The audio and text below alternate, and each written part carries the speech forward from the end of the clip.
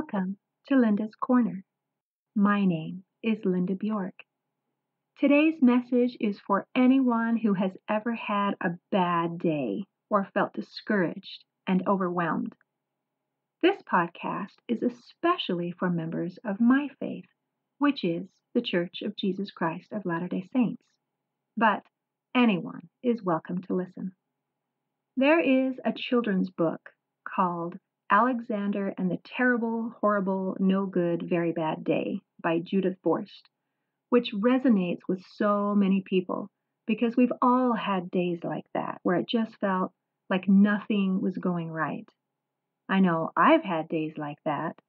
In fact, we had 6 months of such unbelievable bad luck.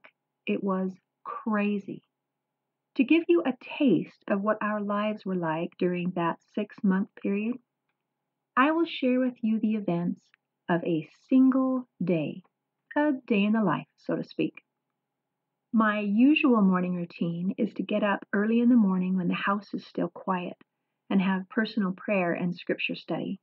This is my personal devotional time, and I love it. Then I go on a 10-mile bike ride. This routine helps me to be spiritually and physically energized to face the day. At least that's the plan, but it doesn't always work out this way, and it certainly didn't on this particular day. I got up early and headed to the living room to begin my morning devotional, where I found 3 dog poops on my living room carpet. What the? We have a puppy, so I knew who did it, but I was baffled and didn't know how this could have happened because our pets are outside pets. We have a nice, comfortable, warm bed set up in the garage, which is outside, and the living room is definitely inside. I began searching around the house to see if I could find the puppy, thinking she must have slept inside somehow, but I couldn't find her. I checked the garage, and she was sleeping peacefully on her bed. So, why is there dog poop in my living room? I couldn't figure out how or when this could have happened, but I did know that I wasn't very happy about it. So, rather than having a peaceful, rejuvenating morning devotional, I got to pick up poop and scrub the carpet.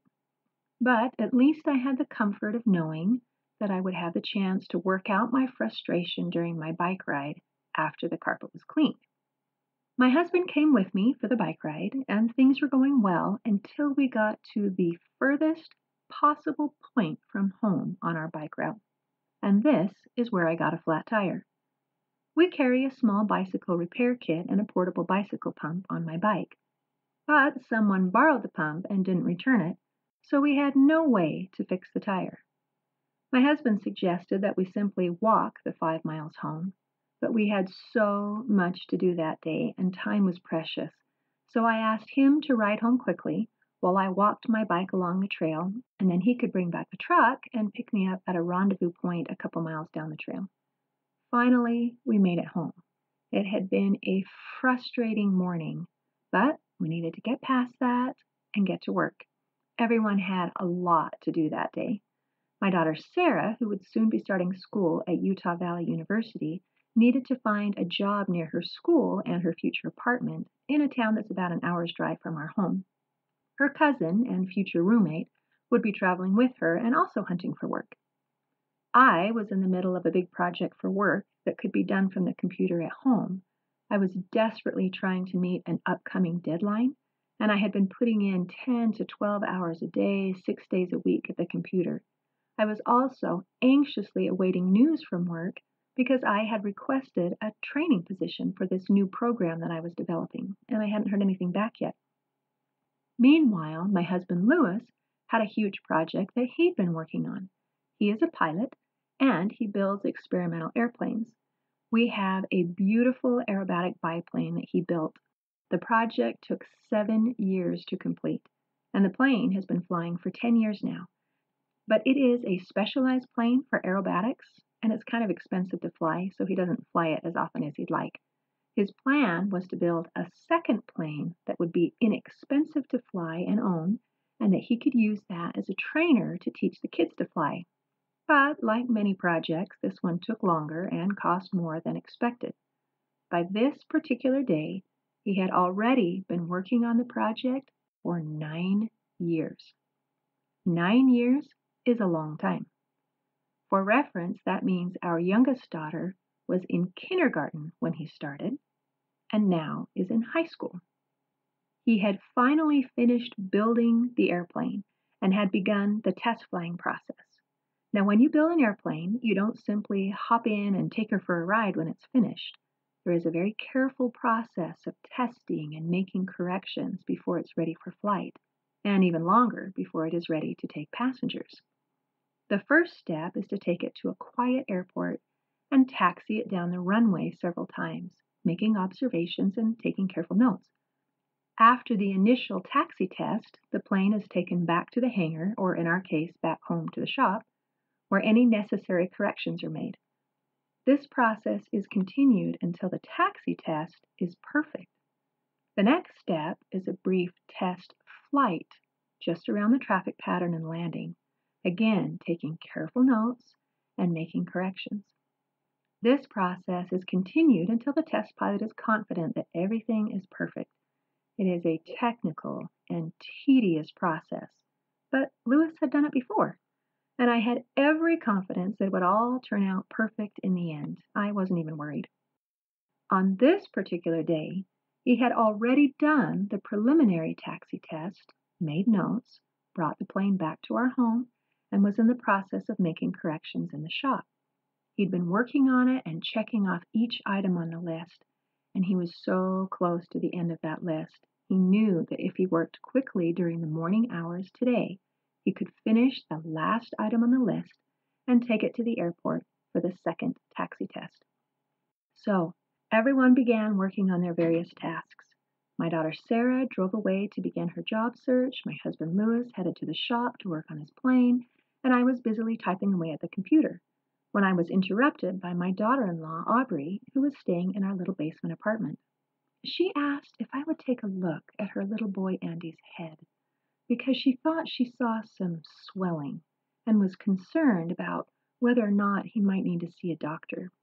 Aubrey explained that they had had an accident that morning while bathing him, and he hit his head on the tub. She wasn't sure if that had caused the swelling or if it was something else.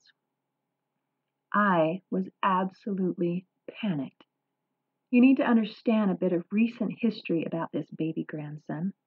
When Andy was 9 months old, he had swelling on the brain called hydrocephalus, and we almost lost him.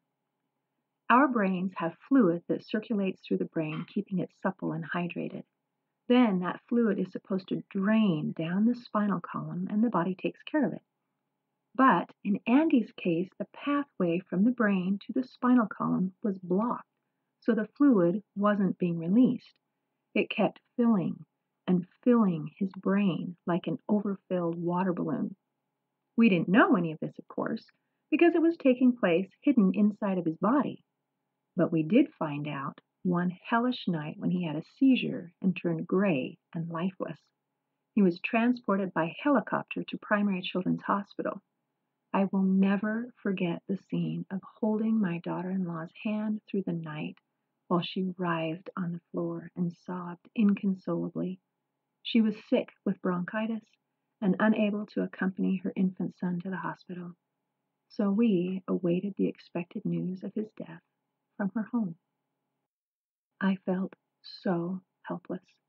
I couldn't help my grandson, and I couldn't help my daughter-in-law. I couldn't make it all better. It was indescribably awful. At Primary Children's Hospital, the doctors drilled a small hole in his skull and inserted a tube to release the excess fluid and pressure on his little brain. That preserved his life that night, but the problem wasn't over. The pathway from the brain to the spinal cord was still blocked.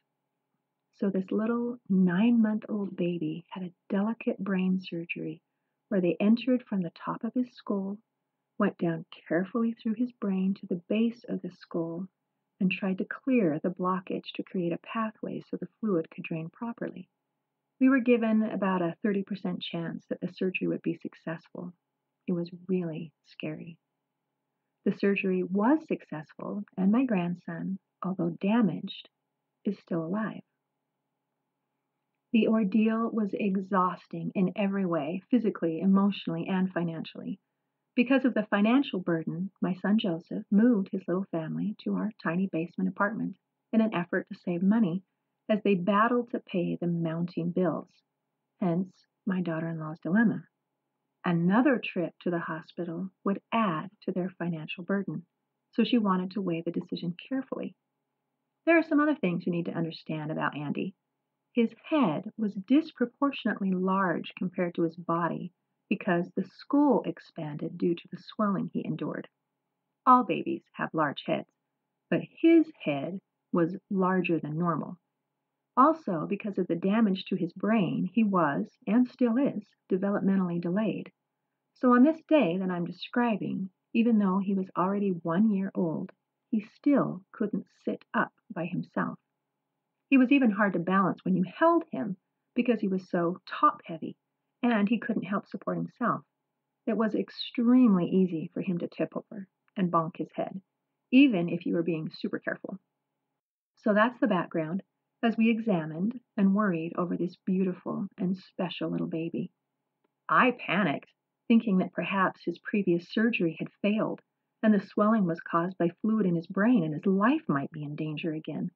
We quickly decided that she needed to take him to the emergency room and have them take a look at him. At the hospital, they examined him and said they didn't have the right testing equipment and sent them to Primary Children's Hospital, where she waited for hours and hours in the waiting room at the emergency room. While Aubrey was in the hospital waiting room, my daughter Sarah returned home from her job search with good news and bad news. The good news was that her cousin found a job. But the bad news was that she did not. However, my daughter, who was a young private pilot and airplane enthusiast, was pleased that she had returned home in time to help her dad with the next taxi test of his airplane. So they worked together to load the airplane on the trailer and headed to the airport. Meanwhile, I was still trying to get work done on the computer since I had this looming deadline. But I wasn't making much progress because I was so worried about Andy. I kept texting back and forth with Aubrey to keep up with the news. Eventually, I got a phone call from Aubrey with good news and bad news. The good news was that the swelling was not caused by fluid on the brain. His previous surgery was holding, and the situation was not life-threatening. The bad news was that he fractured his skull from the morning's accident. They would be at the hospital for several more hours to do further testing. Shortly after receiving this news, I got a phone call from my husband Louis with good news and bad news. The good news was that no one was hurt. The bad news was that he just crashed the airplane. Wait, what? While he was doing the taxi test, he applied the brakes, and one side stuck and the other side didn't, and he lost control of the plane, ran off the runway, ground looped the plane, and hit a runway light. No one was hurt, but the plane was destroyed. The landing gear was torn off, part of the wing was missing, and the propeller was wrecked. The damage was irreparable. 9 years and tens of thousands of dollars were gone in an instant. He needed to talk to the airport authorities and figure out what to do with the wreckage, and he wanted to let me know that he wouldn't be coming home for several more hours. Then I got an email from work with good news and bad news. The good news was that they really appreciated all the excellent work that I had been doing and even gave me a bonus. The bad news was that the training position that I wanted and thought that I had rightfully earned was given to someone else. I was devastated. So, to recap the day: dog poop, flat tire, rejection and job disappointment for Sarah, rejection and job disappointment for me, a fractured skull for Andy, and a wrecked airplane for Louis. All in one day. It was a crappy day, both literally and figuratively. We had 6 months of just horrible luck. Now, not every day during those 6 months was like that particular day. Many days were better, but 2 days were immeasurably worse. The first was the day when we almost lost our 9-month-old grandson, Andy. That was one of the worst times of our lives. The other horrible day was just a few short months later when we nearly lost my son Joseph, who is Andy's father, in a motorcycle accident. I arrived at the scene of the accident in time to see my son's broken body lying in the middle of the intersection, surrounded by flashing lights and emergency personnel. He broke both legs and required complex surgery, including a large metal rod and enormous screws to try to put him back together again. It is a miracle that he wasn't paralyzed or killed. All of this happened within a 6-month period. So in our family, we are perfectly aware that life doesn't always go the way we want it to, and sometimes the road is difficult. And we know we aren't the only ones who have experienced difficult times. So I'm going to look to the scriptures to try to find some comfort and direction to help us get through difficult times. In the Book of Mormon, in the very first verse of the very first chapter, we read, I, Nephi, having been born of goodly parents, therefore I was taught somewhat in all the learning of my father, and having seen many affliction in the course of my days, nevertheless, having been highly favored of the Lord in all my days, yea, having had a great knowledge of the goodness and the mysteries of God, therefore I make a record of my proceeding in my days. I'm going to repeat part of that verse. Having seen many afflictions in the course of my days, nevertheless, having been highly favored of the Lord in all my days, yea, having had a great knowledge of the goodness and the mysteries of God. Nephi was able to see that he was favored of the Lord in all of his days, even during his afflictions. And he was able to say, God is good. Or in other words, I have a knowledge of the goodness of God in spite of his afflictions. So let's take a look at some of Nephi's afflictions and how he got through them. His family were basically refugees. They had to flee their home because their father's life was in danger. They lost all their possessions and had to travel to a new home far away. They faced hunger, thirst, fatigue, disappointment, and loss. It's interesting that we have two different accounts from two different family members about the same set of circumstances. One brother describes it like this. And thou art like unto our father, led away by the foolish imagination of his heart. Yea, he hath led us out of the land of Jerusalem, and we have wandered in the wilderness for these many years, and our women have toiled, being big with child, and they have borne children in the wilderness, and suffered all things save it were death. And it would have been better that they had died before they came out of Jerusalem than to have suffered these afflictions. Behold, these many years we have suffered in the wilderness, which time we might have enjoyed our possessions in the land of our inheritance. Yea, and we might have been happy. So in a nutshell, he's saying, we're miserable, and what we've gone through is worse than death. Another brother describes it like this. And it came to pass that we did again take our journey in the wilderness, and we did travel nearly eastward from that time forth. And we did travel and wade through much affliction in the wilderness. And our women did bear children in the wilderness. And so great were the blessing of the Lord upon us, that while we did live upon raw meat in the wilderness, our women did give plenty of suck for their children, and were strong, yea, even like unto the men. And they began to bear their journeyings without murmuring. And thus we see that the commandments of God must be fulfilled. And if it so be that the children of men keep the commandments of God, he doth nourish them, and strengthen them and provide means whereby they can accomplish the thing which he commanded them. Wherefore he did provide means for us while we did sojourn in the wilderness. And we did sojourn for the space of many years, even 8 years in the wilderness. And we came to the land which was called Bountiful, because of its much fruit and also wild honey. And all these things were prepared of the Lord, that we might not perish. The accounts are very different, but their experiences were exactly the same. One saw all the hardships and became very bitter. The other acknowledged the hardships, but looked for reasons to be grateful and recognized the hand of the Lord. He mentioned how the Lord had nourished them and strengthened them. And twice he mentioned that the Lord provided means for them, and also mentioned that these things were prepared of the Lord, that they might not perish.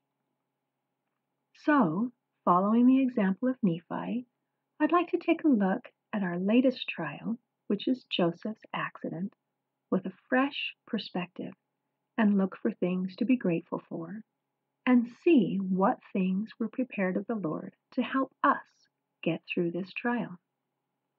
First of all, I'm grateful that my son is alive and that he's not paralyzed. Considering the nature of the accident, being hit by a car at 55 miles per hour, by the laws of physics, my son should be dead. But he's not. If not dead, my son should at least be paralyzed. But he is not. He was badly broken and completely bedridden for several weeks. But I watched him progress from being bedridden to a wheelchair, to a walker, to crutches, to a single crutch, to no crutches at all. And although there will be residual effects from this accident that he'll have to deal with for the rest of his life, he has prospects of a very bright future. From now on, every day that he lives is a miracle and a gift from God. Now, let's talk about preparations. We have a small mother-in-law apartment in our basement. It's tiny. A few years ago, my daughter and her husband were living there, and my son looked at it and said, I could never live there. It's too tiny. We have too much stuff. I would never want to do that. My husband and I shrugged and said, no worries. We didn't build it for you anyway. If you don't need it, that's great. Time passed, and my daughter and her husband bought a house and moved out, leaving the basement apartment empty. Joseph and his wife Aubrey said they felt inspired to move out of their apartment into our tiny basement apartment. It wasn't something they really wanted to do, and it wasn't easy. They hadn't finished their contract in their apartment, and they had to find someone else to take over the contract. But they said that it just seemed like the right thing to do at the time. Because of this, when the accident happened, they were already settled in. Family was right there and immediately available to help. When Aubrey got the call from Joseph that he'd been in an accident, one of my daughters was right there to watch the kids, so Aubrey could rush to Joseph's side, and she knew that the children would be fine. Aubrey did not have to face this trial alone. She had help from the very beginning. Now, being bedridden with 2 broken legs, Joseph obviously couldn't go to work, which is a really big deal when you're trying to provide for a family. But as a provider, what are the major things that you need? You've got to worry about rent, utilities, food, maybe a car payment. Fortunately, Joseph and Aubrey are wise with their money and their car is paid for. And they're at my house. So they are in no danger of being kicked out because they can't pay rent. And there is no way that I'm going to let my children and grandchildren go hungry. They didn't need to worry about their basic needs being met. They knew that they would be okay. And, as a side note, because I did not get that training job that I was hoping for, and I had completed the other work project, I was able to be home and help care for Joseph and 10 kids and run errands and do whatever else needed to be done. That way, Aubrey didn't need to carry the entire crushing burden by herself. I know that the place where I was needed most was in my home. Another problem arose. We needed a bed. Since the little apartment is downstairs and Joseph has 2 broken legs, he obviously couldn't do stairs. He needed to be on the main level during his recovery. My lovely teenage daughter Anna graciously gave up her bedroom to be the convalescence room, and we moved her bed into the family room, where the poor thing had no privacy whatsoever, but at least she had a place to sleep. But we needed another bed for Joseph. And then my married daughter Melanie called to ask if she could borrow the truck to pick up a bed that she just bought for her guest bedroom when she was putting it together. I said, sure, no problem, but can we borrow it for 6 to 8 weeks for Joseph first? She agreed, and I went to pick up the bed. We kept it wrapped up in the plastic so it would still be nice for her after we returned it, so it probably made crinkly sounds for Joseph whenever he moved around, but we figured that was the least of his problems and he could deal with it. We needed a bed, and a bed showed up. What a simple but beautiful miracle. So, like Nephi, I can testify that these things were prepared of the Lord, that we might not perish, and the means were provided to help us get through a difficult time. I openly admit that I'm not as cool as Nephi. He showed a level of faith and obedience that I lack. I am weak and foolish, but I'm trying. In a previous general conference, President Eyring gave a talk on gratitude for the blessings of the gospel, gratitude for the atonement, gratitude that we get to take the sacrament, gratitude for forgiveness, gratitude for baptism, gratitude for the growth and progress of the church, and gratitude for the love of our Savior. Regardless of the challenges that each one of us are facing, these are blessings that we all share. President Eyring asked us to make a special effort to make gratitude part of our Sabbath observance and promised that as we do this, we will find greater joy. And he reminded us to think about the lessons taught in the song, Count Your Many Blessings. I will share some of the words. When upon life's billows you are tempest-tossed, when you are discouraged, thinking all is lost, count your many blessings, name them one by one, and it will surprise you what the Lord has done. Count your blessings, name them one by one. Count your blessings, see what God hath done. Are you ever burdened with a load of care? Does the cross seem heavy you are called to bear? Count your many blessings, every doubt will fly, and you will be singing as the days go by. When you look at others with their lands and gold, think what Christ has promised you, his wealth untold. Count your many blessings. Money cannot buy your reward in heaven, nor your home on high. So, amid the conflict, whether great or small, do not be discouraged. God is over all. Count your many blessings. Angels will attend, help and comfort give you to your journey's end.